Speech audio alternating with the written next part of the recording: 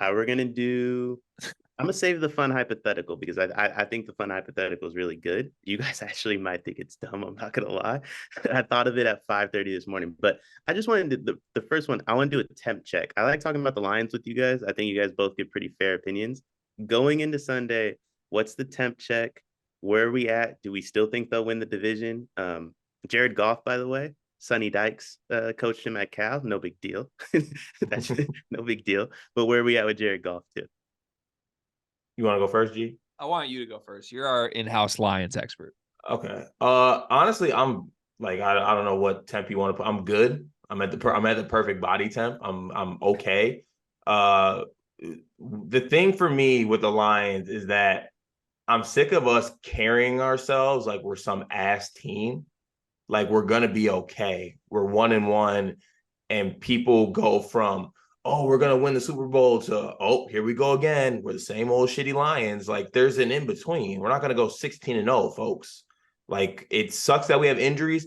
Every single team has injuries. The Browns just had their star running back lose his leg. You go to every single game, someone's like Joe Burrow, calf injury. There's injuries all over the NFL. Honestly, even this season alone, it's been mind-boggling to me that every team has just been hit with injuries. There's not a team that hasn't been, in my eyes. So it's going to be okay. I still feel really good about this football team.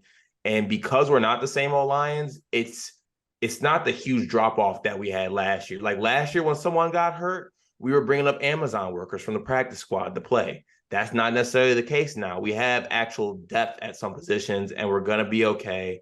Jared Goff throws his first pick in 900 attempts or whatever it is, and people are like, "Oh, no, this is why we don't pay Goff. This is why we don't do this."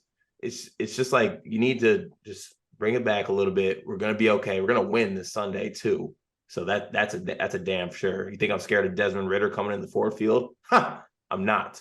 Like we're going to beat those guys, and it's going to be okay. Lions are still a good football team. That's basically where I'm at.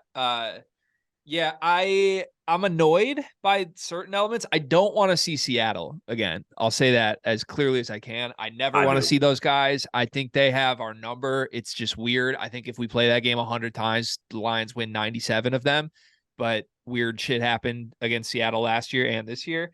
Respect to those dudes. Good football team. They play better than they should. Respect. No respect to those dudes from me. Okay. The Falcons, I think the Falcons stink. I think they're 2-0, but they stink. I think Ridder has been the second worst quarterback in the league, only ahead of Kenny Pickett this season. And I expect the Lions to like statement victory this. Like I kind of teased it before the Chiefs game, but I said early on, I felt strongly like an early loss might be the best thing for this group because the hype had gotten really, really high. And then when they beat the Chiefs, the hype was really, really high. I'm bummed they lost because it was an opportunity to like cement that they're way out ahead of the division. But the rest of the division stinks anyway. Like we don't need to win the division in week 2. We can win the division in week 5 if we just take care of business. And I'm hopeful, injuries aside, I think that was a wake-up call for a lot of people. Like we actually got to show up.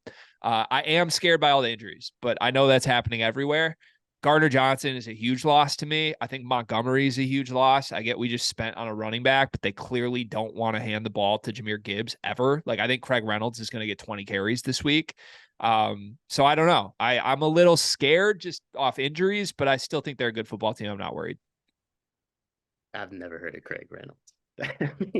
As a fantasy football guy, that just threw me for a loop. I'm gonna check waiver wires after this. He's gonna get touches.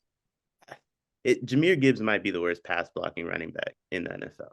I think that's why they don't give him touches. It's not so much like, hey, we don't want to give you touches. It's like if you can't do this when we're a pass first offense, we can't run the ball with you either.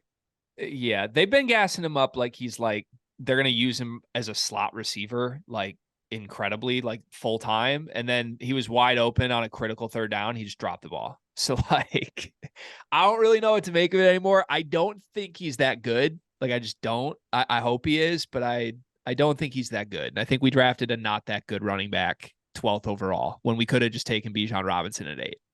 That's killer. Yeah, I didn't think he was that good at Bama, to be honest. I don't know what you guys thought about him at Bama, but I didn't think he was that good.